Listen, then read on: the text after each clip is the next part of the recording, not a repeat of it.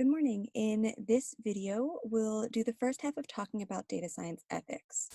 So in these lectures, I like to generally start with the fact that data science ethics is part of the data science process from the first time you think of your question through when you do your analysis, how you visualize your data, what you release out into the world, and how you communicate it. So I think it's really important that we talk about this early on in a data science course. This lecture is going to be broken up into two pieces just to make it a little shorter. In these, we're going to discuss what data science ethics is and why it's important. We'll talk about the first four ways of how to approach data science ethics to make sure you're not ruining people's lives with data science. And we're going to speak a little bit about what research ethics is and what it is not.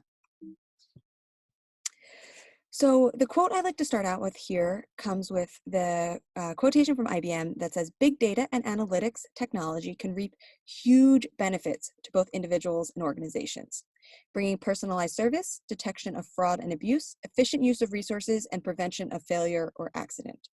So the argument here is there are all these benefits. If we can do so much good with technology and big data and data science, why are there questions being raised about the ethics of data science? And the arguments are because I can make slides like this pretty much every 6 months. There are reports in the news of people doing ill with data science. So there are a whole bunch of snapshots from different journalistic pieces here. We're going to be talking about a few throughout this lecture, and at the end I'm going to have a whole bunch of other links to ones that I talk about when I give a data science ethics lecture in COGS 9 that are completely different from those that are discussed here. So when we're talking about data science projects, we're talking about the fact that ethics should always be considered. And when we want to define ethics, these are the moral principles that govern a person's behavior or the conducting of an activity. So this is the general one, not necessarily specific to data science. When we talk about big data ethics or data science ethics, I love this somewhat confusing Venn diagram that we'll walk through here. Each of these circles represents a different side of what is possible. So this green circle, for example, is what can technically be done, and that overlaps to some extent with this black line of what can legally be done. Sorry, that's the blue line, and then the black line being what an organization would like you to do, and the ethical position is a somewhat smaller subset of that. Your boss may ask you to do something that you should not do. You may technically be able to do something that is unethical, and the law may even allow you to do something that is unethical. So it's your job to consider all of these and find out where you fall in the middle to make sure that what you are doing is what you should be doing. So data science pursued in a manner that is equitable, with respect for privacy and consent, and to ensure that it does not cause undue harm is what we're talking about when we're talking about ethical data science. It's doing projects that do not harm individuals or groups of people in an unequitable way, to make sure that people and the fact that these data coming from people is considered, that their privacy and their consent are considered, and projects that have both are the only ones that are pursued. And to ensure that you're not causing undue harm. Some projects do have risk of harm, and it's worth considering whether or not it is necessary to subject people to this harm to complete the goal. To just be clear, there's intent and objectivity.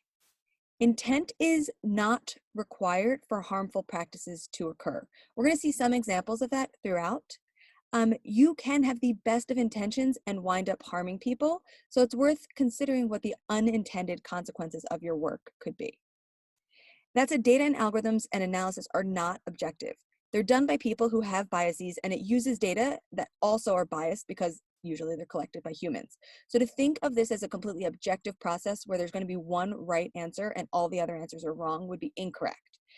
Data, algorithms, and analysis are not inherently objective.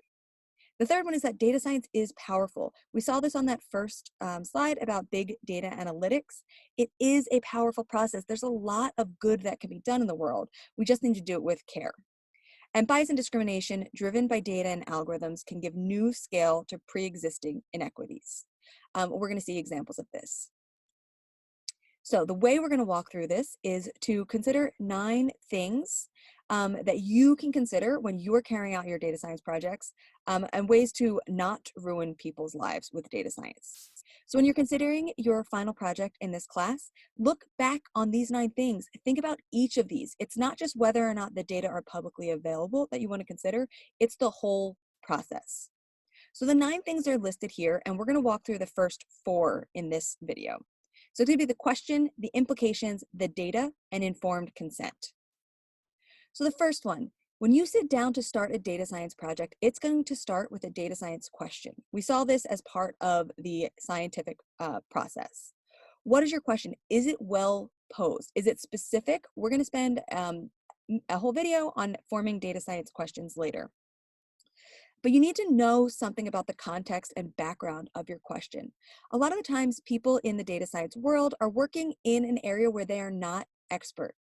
It's up to them to do the background research, to understand what other people have done, to understand how others have approached these questions, and whether or not you know enough to start pursuing this question. If when you set out to ask the question you don't have background knowledge, it's up to you to do the research to gain that background, or to talk to people in the field who do have that expertise. You also need to consider what the scope of your investigation is. Who is included? Who will this affect? And do you have the data to analyze information for that group? What correlates might you inadvertently track? Are there things that you will be detecting that allow you to infer information about the individuals in your data set that you didn't directly track? For example, if you have information about an address, does that give you information about how much money that person makes? And is that something you should be tracking or have information about? And then, is it possible to answer this question well? If you don't have the data to answer the question you're setting out to answer, you either have to reform your question or collect better data. So for example, on the whether questions should be asked or how they should be asked, there are 2 examples here. I'm going to focus on the one on the left. There was this paper that was produced suggesting that criminality could be detected from faces. Now, there's a long history of people trying to argue that you can look at someone's face and determine something about them. Most of that historical research has been debunked, but there are resurgences of this every so often, and 2 examples are up here now. And the notes have links to these Medium posts and the papers underlying them. So what's argued in this paper is that the criminals on the top can be detected using machine learning from the non-criminals on the bottom. Now we're going to talk later on in the course about how these detections and these models work. But the argument in the paper was that they can detect criminality better than you could detect gender, which is a somewhat unbelievable claim. And they are likely overfitting their model, meaning that this wouldn't generalize to a population. And one thing we haven't talked about, but we'll talk about later on, is that these models are going to detect very subtle differences. So these ID photos on the bottom have individuals who are all wearing suits, and these on the top are not. It could be detecting that, which has nothing to do with the faces. So the argument here is this a question that should have been asked? And once it is asked, do we have the data to actually answer this question? And I think for both of these examples here, we could argue that the question was maybe not helpful and the data were certainly not analyzed correctly. The second thing you want to think about are the implications. Who are the stakeholders? Meaning who would benefit or make money from your analysis? How does what you're asking and doing affect them? And if you are only making money for your bosses and harming everybody else, is that something you should do? The second one is, could the information you will gain and or the tool you are building be co-opted for nefarious purposes? This comes back to the idea of intent. You may set out to really help individuals who have been ignored by the system for a long time. Other people may take your data and analysis and use it to harm the group you've been trying to protect. So you have to, in your analyses, consider how can you protect individuals from that harm. And the last one is, have you considered potential unintended consequences? It's up to you to brainstorm what these could be and find a way to protect those unintended consequences from happening. Too often, data science projects fail or harm people because this last bullet point was not followed. You have to brainstorm about how the work that you're doing could be used to harm others. One example of this was Facebook. This is a very famous report now about genocide incited on Facebook in Myanmar. And in Myanmar, Facebook was co-opted by military personnel. And what the military personnel did was they first started posting about pop culture and funny memes and music and entertainment to gain a following on this group. And then once they had a huge following, started spreading misinformation, hate speech, and were promoting ethnic cleansing via Facebook. Now, I think Facebook has lots of downfalls and it has lots of benefits, but I think we could all agree that Facebook did not set out to incite genocide. It's an unintended consequence of the platform. And it's their responsibility to think about how their platform could be used. Once they identify that it is being used in a way counterintuitive or counterproductive to their goals, they have to find a way to stop it. It is their responsibility. So abuse of social networks was never Facebook's intent, but it is an unintended consequence, and it's worth considering what Facebook's responsibility is to stop this from happening in the future and to stop what is currently going on.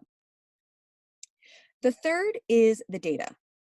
If you pose a question, and it is a brilliant question, but you don't have the data to answer it, you can't proceed with that question.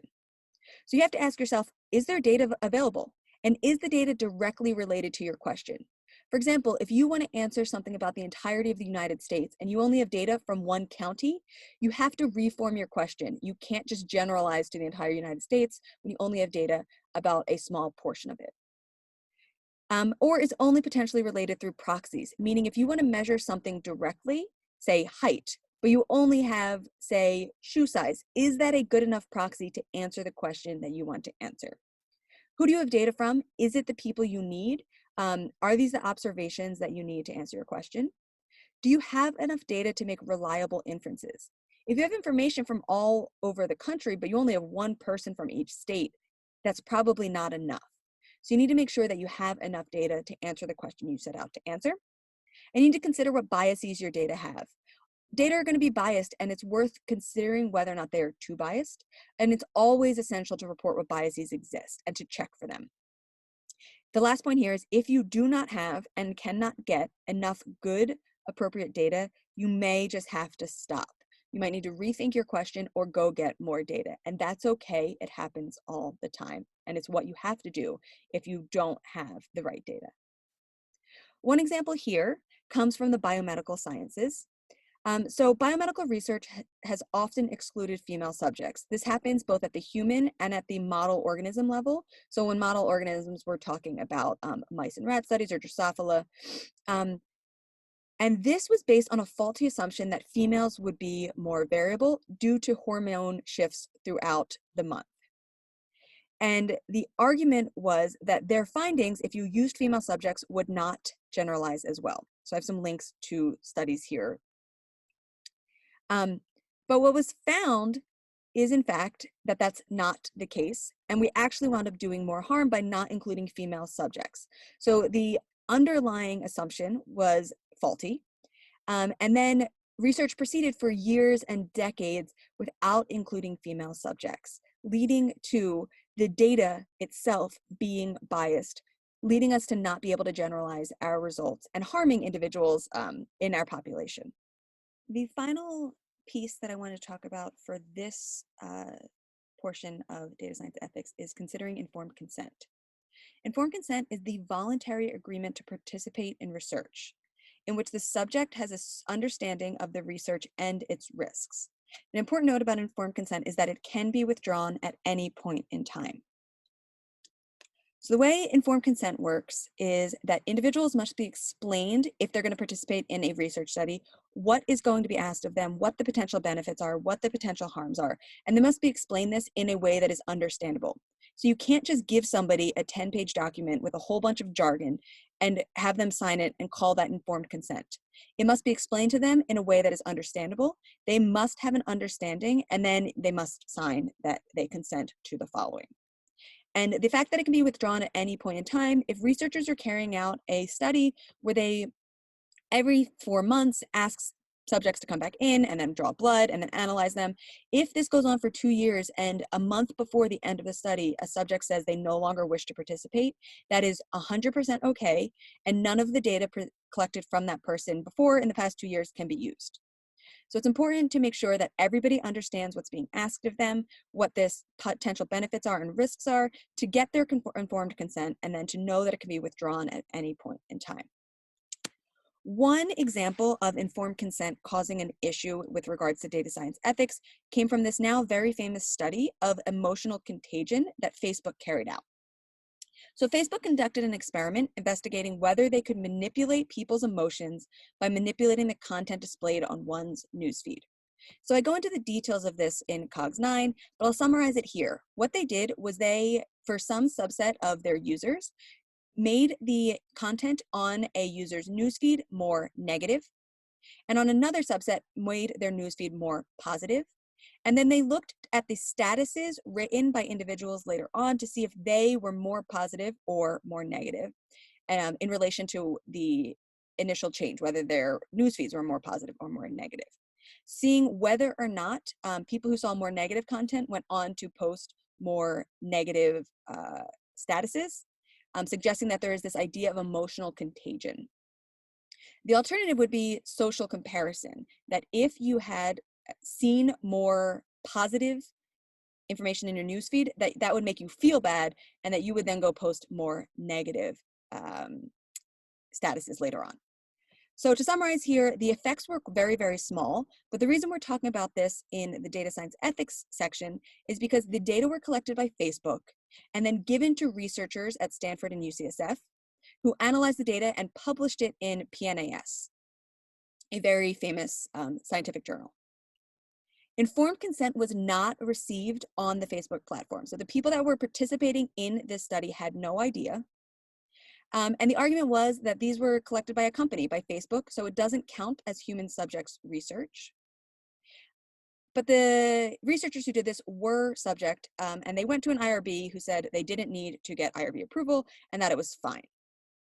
This caused a huge uproar, and I think would have just been much more beneficial had Facebook consented people, letting them know that in the future they may be part of the study, let them opt in. They still could have had tens or hundreds of thousands of people because the user base of Facebook is so huge, and could have done the study in a much more ethical way than the way in which it was carried out.